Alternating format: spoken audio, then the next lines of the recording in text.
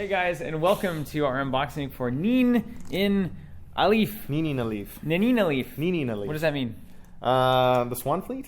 Yeah. Oh, I think a while back. The Swan Fleet. Yeah, I had to think about it. We're here with the new pack for Lord of the Rings, and Robert and I were looking at this the other day, and we're severely impressed. So we decided this time we were going to unbox it.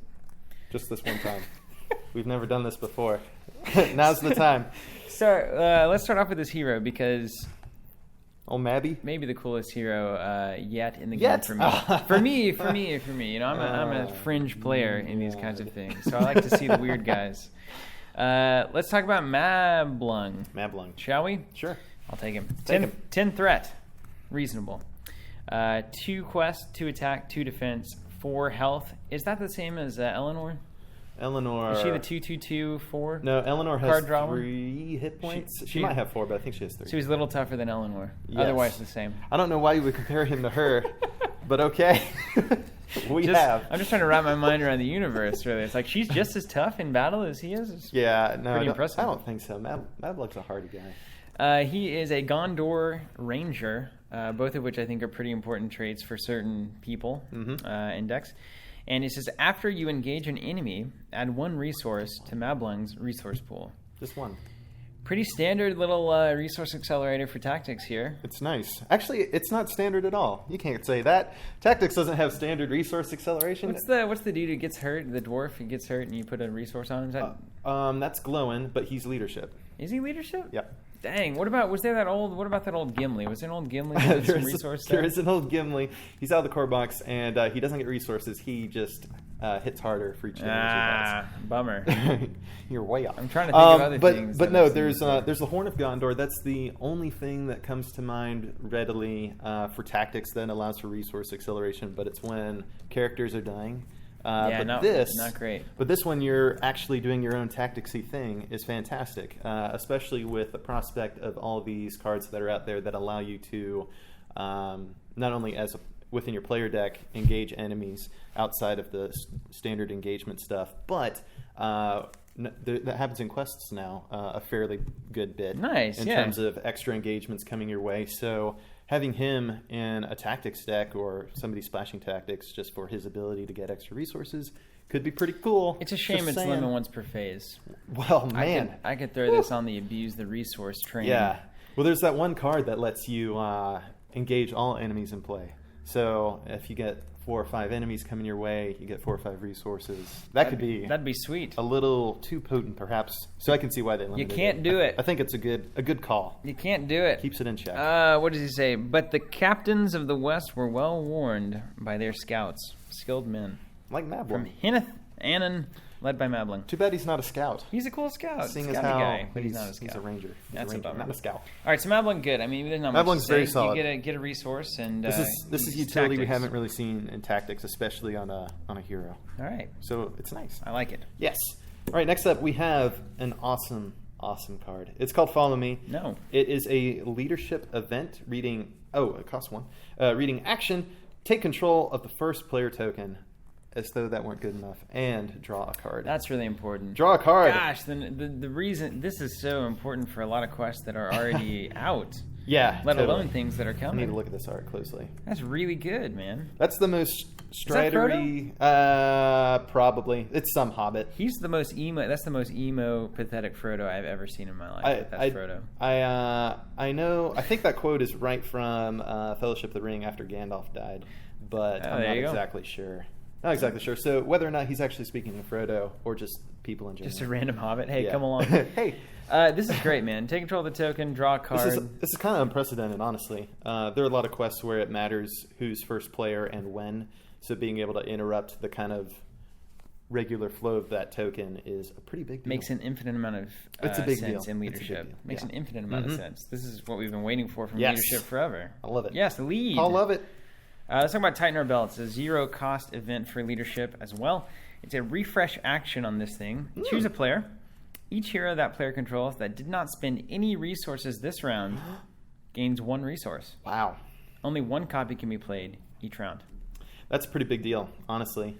Now, it's a kicker that you have to wait until refresh, like the final thing. You can't spend in planning. You can't spend in combat. No phase can be spent with resources. So that's a really hard thing to manage, honestly. And it's not easily abusable, because if it was like, if every hero that has a resource on it gains a resource, it'd be like, oh, I can use abilities to do this. But it's like, no, you have to keep track of the fact that you did not spend any resources. Yep. Which could actually be a little bit problematic during the game. Things get hectic. It's like, boom, boom, boom. This thing comes out, and it's like, oh, I don't remember. Yeah. Did I? Oh, no, I didn't. I'll take some. Have to spend a resource and get slapped. Just to remember. Remember that slap? I'm just going to... Here's what I'll wager, Robert, and maybe this makes sense, maybe it doesn't. Wagering. If you are playing quests with the caliber of decks that you want to be playing them in, the difficulty that you deserve to be challenged with... You mean a very high caliber? You should not have any player that is not spending a resource on most of their heroes, if not all of them, every single turn, just to keep up and to destroy this quest. So is it going to be worth it to have a round of sitting back on your hiney? Generally, I would say not. There are very few instances where I feel like it's worth it to not spend your resources, unless you're kind of in a situation where you have to, like, you're saving up to play that Gandalf next turn, and that is so critical that you can't afford to spend anything this current turn. That's true. But in the meantime, I can go ahead and slap this down so I can spend spend resources for more than just Gandalf the subsequent turn. Very true. There are instances that you do have to save, like you just have to, but by and large, I think you're totally right. Not spending resources is kind of a fool's errand, and unless you have just a really solid, awesome deck, you shouldn't be doing that. And maybe because quests are hard, unless it's like a 4 difficulty or something. Maybe like that. It synergizes with the Sylvan reducing stuff, where you're actually playing them but not spending a resource. You know what I mean? You're playing -1, -2. I like that. That's good theory right there. All right, or secrecy. Yeah, secrecy makes a lot of sense what? too. Secrecy and Sylvans? Secret Sylvans? Is that a thing? Well, we found a way to make that card reasonable. Secret Sylvans. Great, we just had a theory craft forever. Am I reading this one? Yeah. Okay, this is the Galadon Archer. It is a 2-cost tactics ally. No willpower, 2 attack, 0 defense, and 1 hit point. You know how I feel about that. Love it. Anyway, all these Sylvans have 1 hit point, I think. Anyway, it is Sylvan traded and warrior. Has ranged, and then reads response after Galadon Archer enters play, deal 1 damage to an enemy not engaged with you. I mean, that's pretty sick, honestly, nice. to ping something else and then ranged it away. Like, that's 3 damage. The one that's coming in through shields. Totally. I mean, it's like, we're 1 health. Man. They're archers. I'm totally brain farting on the card now that I think adds like a damaging effect. I think it's one of the Sylvan events for each range character you control. Yeah. This feeds into that quite nicely. But it's a solid card. Pity about the 1 hit point. Feels like an elf though, doesn't it? Yeah, it's great. I like it on standing on that Mablung tree there, looking all elfy. That is beautiful. Talk about a theme. It's beautiful. So yeah, run that because it's great for tactics. Yeah, I'll take it. How about the Bow of the Galadrim? 1 cost, item weapon is not unique. There's multiple bows. Attached to a Sylvan character with a ranged keyword. It is restricted. Attached character gets +1 attack or +2 attack if attacking an enemy not engaged with you. That is using range. Let me tell you. Use range, get +2 attack. Sylvans. That's beautiful. I've been waiting for a replacement to the Rivendell bow for a while, and this does it nicely and in the ways that I want it to. Would you say that Rivendell? How would you compare Rivendell versus the Galadrim? What's the difference? Tell me. So Rivendell bow grants a character range. It might be hero. The range keyword, and if it has the range keyword already, when it's making a ranged attack, it gets +1 to that attack. Oh man, this is way better. This is way better. But it's still, I guess it's Sylvan only. It's Sylvan and only. Ranged only. And it has to have range. So this makes sense. This is going to go great on Legolas because guess who got a Bow of the Galadrim in the stories? Some guy named Legolas. So yeah. Anyway, this another great like blending of theme and mechanics. And I think I'll be splashing at least 1, if not 2 of these in the deck. Well, then I believe it. It's great. I believe in it. Believe it, and I believe in it. Yay. Who's your favorite? Kelduin Traveler. You want me to hit him up? Yeah, hit him up, dude. 3 cost. Kelduin Traveler. He's a Dale Scout. He's got 2 quest, 0 attack, 1 defense, 2 hit points, and he looks kind of like me. Secrecy 2, ally, response. I wish it said that. Looks kind of like... After Keldwin Traveler enters play, look at the top card of the encounter deck. If it's a location, discard it. We previewed this guy a little while back. That's great. And it's still as good as we thought it was then. I'd say nothing has changed dramatically. Nothing has changed. Yeah, you want to run this guy because reasons, which include the fact that you can manipulate the encounter deck, which I really like being able to do that, although I'm kind of gritting my teeth just a smidge. Wondering why Spirit gets this awesome ability when I feel like it's more of a lore thing. It does seem lore-y. It does seem more lore-y. I'm not going to split any hairs here, but it's great. Spirit players should run this. It's a good amount of willpower, even without secrecy, for the cost. 2 hit points. I love the 2 willpower there. It's a big deal. Big old deal. And he's in a canoe. I thought the Indians, Native Americans created canoes. Like a little mini canoe. Not these Nope, Tolkien did it. Keldwin Travelers. What do I know? All Tolkien. Nothing. All right, so next up we have the Island Amid Perils. It is a 0-cost Spirit event. Reading. Action. Return a Sylvan ally you control to your hand to reduce your threat by X, where X is the printed cost of the allied you return to your hand. What if it were called Perils Amid Swine? Is that a thing? Remember, is that a Pearls with Swine joke?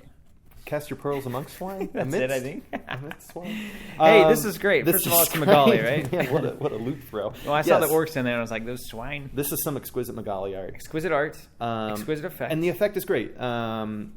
This is adding to that Sylvan utility belt, which is second only to Batman's.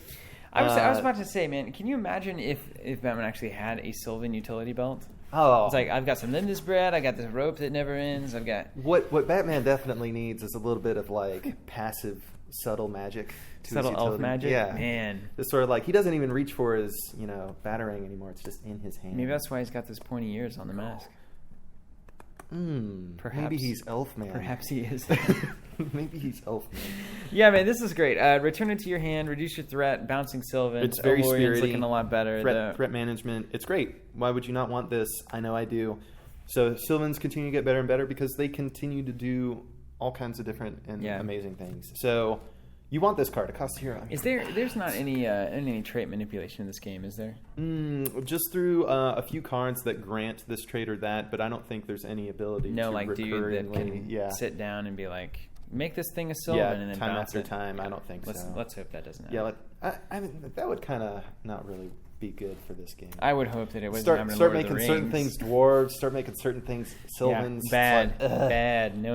Oh, make certain things Outlands. That's definitely not what I need. Let's talk about the Merkwood Pioneer. Let's talk about him. He is lore. He's having a... what's going on there? Is he like, a spider? Or is he like, I've been chopping too much wood. I don't know. He's a woodman, though. We've established he's a woodman. He's 2 cost, 1 quest, 0 attack, 0 defense, 2 hit points. And he's for lore, I think, as we said. You can give him Doomed 1. See, when you play him, you can take a threat to everybody, which is the key. It's true. And after you play him, and that instance, you choose a card in the staging area until the end of the round. It doesn't count as threat. Excellent. So that seems pretty strong in certain situations. A very situational card. Very situational. I don't think this is the kind of thing that you want to take in most decks, but if some people like to do this, I don't particularly. That's just me. But some people want to tailor their decks to whatever it is that they're facing. If you're going up against, like a Hills deck or, heaven forbid, one of those Nightmare decks that just has those locations that right to the kisser. Stick it to you. You need this because some of them have 10 threat on one location. I wish this were a Sylvan. I guess. I wish it were a Sylvan. I mean, it wouldn't be a Sylvan Woodman, but if I could bounce this guy and reuse him, I would see a lot of added utility. And contrary to popular belief, elves can have beards. Is that true? It's true. Really? We have at least one elf that we know who has a beard. I cannot even imagine. Can you imagine that? Oh my gosh, it'd be the coolest looking thing of all time. All right, so. Yeah, it's okay. I mean, what if this guy, so the word, let's assume that there's a bad location that's 4 threat. Mm-hmm. So if we had a card that said, when it comes out, contribute 4 quests to the quest, you'd be like, it's pretty solid there. Yeah. That's real good. Mm-hmm. So just think about it that way. A one-time booster, just to keep you from threatening over, threatening out, whatever. Ah, man, look at this thing. Wingfoot, I get to read this one. Dude, Gabriel's killing it here. This is great art, too. Yeah, this is fantastic art. Everybody wants to be this guy right off the bat. I mean, this guy looks awesome. It's the coolest guy. So it's Wingfoot. It is a unique lore attachment. It costs 1, title traded, and it says, attached to a ranger hero. Then reading response, Hey, Mablung's a ranger. Mablung's a ranger hero, Nice. man. Okay, response. After your attached hero commits to a quest, name enemy, location, or treachery. If the card of the name type is revealed during this quest phase, ready attach hero. That's a softball. Amazing. And this is great. You have a couple of things to think about right off the top to me. A, how many people are you playing with? Yeah, because Wingfoot only gets better as you get more players. Exactly, because there's more cards coming out. It makes sense that a Wingfoot attachment would be better if there's Surge more counts. people involved. Surge counts. Yes, it does. So there's, right off the bat, there's a real good likelihood if you're playing with 3 or 4 people that you could say anything and this will work. Which is awesome. That kind of reliability is great. But moreover, I can't remember exactly what I'm thinking of, but it's not the kind of mechanic where it's only the first card to be revealed, which can, on occasion, be a real kick in the butt because it's like, oh, I would like this to work, but now you have just a huge opportunity to make it happen. What I also like about this is it's not during the particular framework where you reveal cards during the quest phase. So if there's any bonkers effects that might pull things out of the encounter deck or switch things from the top of the deck to in play and all that, this is still going to work. So I think that gives it some longevity too in the game to make it really solid. That's for sure. Just a great little one-cost stand-up free quest. I mean, come on. I like it. I can't recall like all the ranger heroes that there are, but there's at least 3, if not 4. Or more. So he's Mablung. You've got some options. Yeah, he's one. Hey! So quest for 2, stand him up, engage an enemy, get a resource, attack. I mean, come on. He's doing some work. Doing some serious work. Defender of the West is the final thing here. Also the quote on Wingfoot is awesome. So wait, let's read it. Okay. Wingfoot, I name you. This deed of the 3 friends should be sung in many a hall. 40 leagues and 5 you have measured ere the 4th day is ended. It's 135 miles. Thank you, Aomer, from the 2 towers. Let's talk about Defender of the West. He could do some talking. 1 cost, unique attachment. It is a title attached to a non-objective unique ally in play. Non-objective unique ally. That's unique allies specific. Are somewhat hard to come by, but they're there. The first player gains control of attached ally. Yoink. Okay, and that's a passive, right? So it always will remain with the first player. I'm assuming. I haven't established that with any real certainty, but I believe so. I still have Turns nightmares from all of these passive things. Yeah. I don't want to get on the forums and check because it could just open up a can of worms that I'm not ready for. This is a passive that initiates once, therefore it only works. Consult the action window Passives and with clause no initiation. 1.238b. Anyway, damage from undefended attacks against you may be assigned to attached ally. Okay, that's great. I love it. I mean, this is great. The only thing we have ever had anything near this is the White Tower Captain Defender something or other dude, which you could play and use an effect that was like that, but you had to have all heroes of the same sphere. So it was good but restrictive. This, it costs less. It is unique, so you can only have 1 at a time, but I can't tell you the number of times where I wish I could just dump this absurd damage on an ally who's going to die anyway and not take it on my precious heroes. Man, well let's think about this. Let me throw some science at you. Science math. There's no science in Middle Earth. First of all, that's for Saruman. That's evil stuff. What's the opportunity cost that's weighed against having this in your deck and paying the 1 for it versus just not using that ally to quest and instead blocking the damage with them? $5 to kill, and just I want this guy to die, rather than attach this thing to it and then not block and assign the damage to him. I'm just going to block with the thing I want to die. It can be huge. That's undoubtedly true. But the second thing is undoubtedly true. During your normal Lord of the Rings play, how often with good decks, even in a tough quest, are you having to deal with the fact that your attacks are undefended and that you had to have drawn this card and then played it to prevent the bad things from happening from that? I mean, I generally play tactics, and I wouldn't be doing my job well if I felt the need, the true need for that on a frequent or regular basis. So, in all honesty, it's not that often for me, but there are definitely maybe 10, 15, 20% of the quests that I play through, there may or might be an instance where it's it slips through. I really would like that to happen right now, because on occasion you'll get some giant baddie who gets dumped out of the encounter deck on you, and you have to deal with him, and you might not quite be ready. Your heroes are otherwise occupied. So, hey, Jan Gondor defender whose name even Tolkien forgot. It's like, no, you're going to die. Sorry, dude. But it's for the greater good. It's got to be unique. You're a defender of the West. A unique ally. Oh, it's unique. Dang, I forgot about that. Well, you can put it on any of Yet those. another condition on this crazy card, man. Doesn't lore have a bunch of like one-cost unique allies? It's like they have one that all he does is look at the top card of the encounter deck. That's true. So it's like he's waiting to die. Put it on him. He could take one for the team. This is a neutral card. It works with anybody. So that's what I would recommend. Okay, you put one in, maybe one or two in the deck. You got some unique allies. You hope it all comes together. Yeah. This is the kind of card that I just dislike. But I like it in the sense that I love the effect. Now, I will say that one of the things that this really is only really now coming to me on making other cards good are your wizards. Especially the ones that, well, they all try to leave play at the end of the round. But anyway, you put this on them because they're trying to leave play. So right before they do, punish them for trying. They can take all kinds of hits for the team. It's like, you're just going to die anyway and get discarded. That makes perfect sense. Not die anyway, but get discarded. Yeah. So now Saruman, Gandalf, looking at you guys. You're going to do a lot more extra work than you ordinarily do. You've solved the puzzle, man. All right, it's done. There you go. Unboxed. Success. All right, guys. Thank you so much for watching. This has been Nini Naleef. Nini Naleef. Swan Fleet. And it's a really cool little pack. I think it adds some sweet flavor to things. And the quest, it's pretty bonkers. We took a look at that as well. If you want this pack, we have it on our store. You can buy it there. And you can even subscribe. Oh, my gosh. We got new subscriptions. Oh, my gosh. We have new subscriptions. It's easier than ever before. You're going to love it. Yeah. You're just going to love it. It's way better. It's way more streamlined. It's way less taxing and crazy. So it's true. We put a lot of resources towards it, hoping that it will improve everyone's experience. We know that it will. So if you've been on the fence about subscribing to Lord of the Rings packs or other packs, come on over, see what we got to offer, and we'll be happy to send these out to you every time. Then you can follow along in the unboxings, and it'll be like Robert and I are in your living room. We need to Lord of the Rings up that expression. Instead of sitting on the fence, if you're like sitting on the walls fence of the post. Peligria or something. I don't know. Well, we'll figure it out. We'll figure it out. We'll you let guys you know. Keep watching, and we'll catch you later. Thanks.